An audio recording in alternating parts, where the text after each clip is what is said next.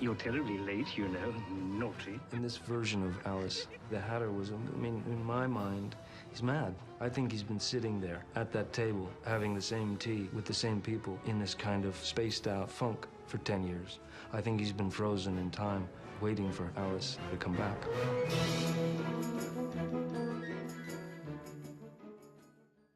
I'd read stuff about real hatters when they were making the hats. The glue that they used had very high mercury content, and it would stain their hands, and they would go sideways. You know, they'd go goofy from the mercury and go nuts. And so it did happen to people. They went mad as a hatter. It is good to be working at my trade again. The Hatter's entire body was affected by the mercury, by the madness, so much so that his clothes, his skin color, his hair, everything reflects his emotion. And that's just stuff that just felt right.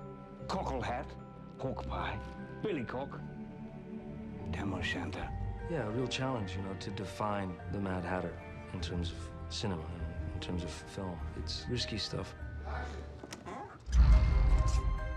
Like with any character, you get these, you know, I always get these sort of images, you know, I start seeing the guy, you know.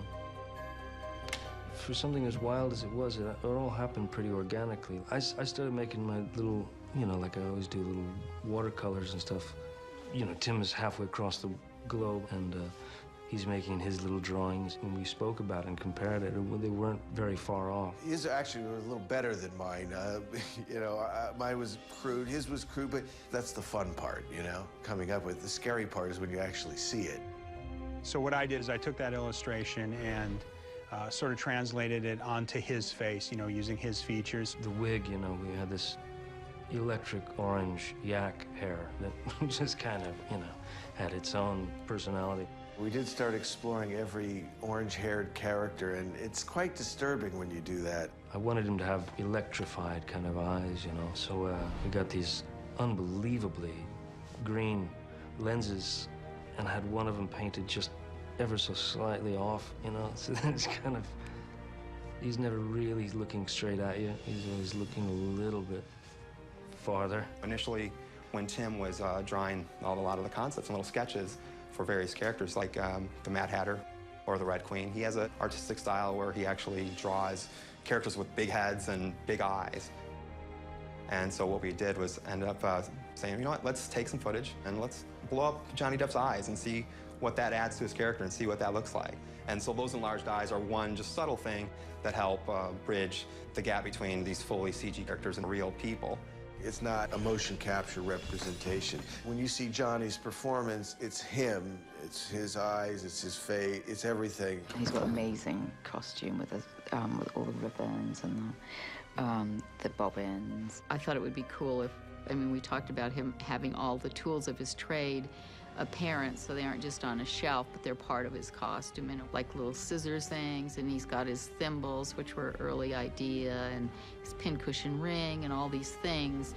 We just kept pushing it, and it was great fun to make him all his bits and stuff. The original hat was sort of done before the drawings, but it was what they both kind of saw. Action! Take it to the White Queen. I'm not leaving without you. When I first saw him in all his hair and makeup, he was so unrecognizable that it was just like he was just the character from the beginning. This is impossible. Only if you believe it is. When he leaves the trailer, when his costume goes on, it's complete, but he is the Mad Hatter. He's gone from Johnny Depp to the Mad Hatter. Snood, barbouche, pougri, yarmulke, cockle hat, pork pie, tam o' shanter, billycock, bicon, tricon, bando, bon grace, fantail, nightcap, garibaldis, hens. When I heard him do a scene for the first time, I loved everything that he had done with the very innocent, very hopeful, almost puppy dog-like thing that he was doing with one part of the Mad Hatter. Twinkle, twinkle, little bat, how I wonder where you're at. And then I thought that I was hearing things, because then I was on set another day, and suddenly he had fire in his eyes and was doing a Scottish accent. And I assumed that he must have been rehearsing something for another movie, and then I found out, no, when he's very much in the present, he's sweet, and then when he's remembering the past, he's, Scottish. That is an excellent practice. However, just at the moment, you really might want to focus on the Jabberwock.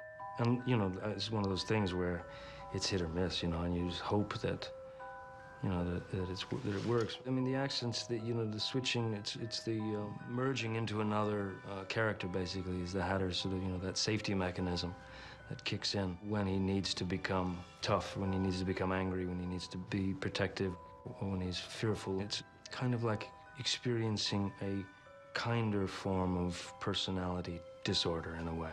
What is the Hatter with me?